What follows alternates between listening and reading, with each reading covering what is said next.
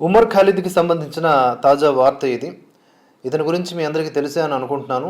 మరొకసారి రివైండ్ చేసి ఇతని ఘనకార్యాలు కూడా మరొకసారి గుర్తు చేస్తాను మీకు.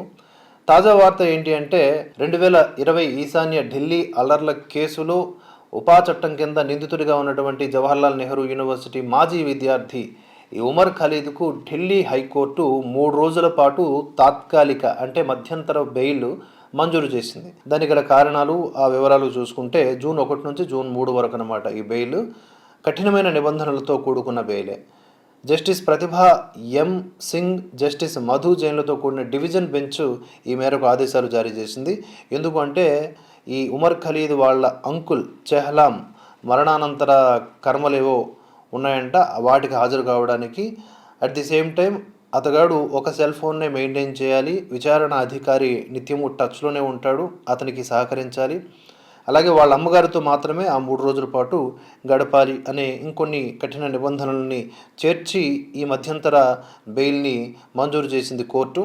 ఉమర్ ఖాలిద్ అభ్యర్థన పైన మానవతా దృక్పథంతో స్పందించింది కోర్టు. Very good. తల్లి సర్జరీ నేపథ్యంలో ఆమెతో సమయం గడిపేందుకు అనమాట, ఊరకనే కాదు. ఇక దీనికి ముందు మే 19న ట్రయల్ కోర్టు ఉమర్ ఖాలిద్కు బెయిల్ నిరాకరించింది. ఖలీద్కు సోదరి మరియు తండ్రి ఉన్నందున తల్లి సర్జరీని వారు చూసుకోగలరని, అలాగే బాబాయ్ మరణానంతర కర్మలకు హాజరు కావడం అంత అత్యవసరం కాదని ట్రయల్ కోర్టు అభిప్రాయపడింది. దీన్ని సవాలు చేస్తూ హైకోర్టుకు వెళ్తే హైకోర్టులో ఈ ఊరట లభించింది.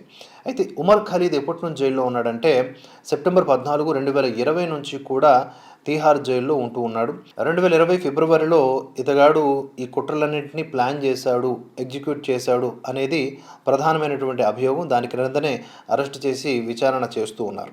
ఎన్ఆర్సీ, సిఏఏ వీటికి వ్యతిరేకంగా శాంతియుత అనే పేరుతో హింసాత్మకమైనటువంటి నిరసనలు చోటు చేసుకున్నాయి ఢిల్లీలో. అప్పుడు కొన్నింటికి ఇతనే నాయకత్వం వహించాడు. వాటిలో ఎంతోమంది చనిపోయారు, మరెంతో దారుణమైనటువంటి పరిస్థితులు నెలకొన్నాయి. అందుకని చెప్పేసి ఈ ఉపా చట్టము, అలాగే ఐపీసీ సెక్షన్స్ హత్యాయత్నము, రాజద్రోహము, అల్లర్లకు ఉసుగొల్పటం 1, 2 కాదు, చాలా ఉన్నాయి.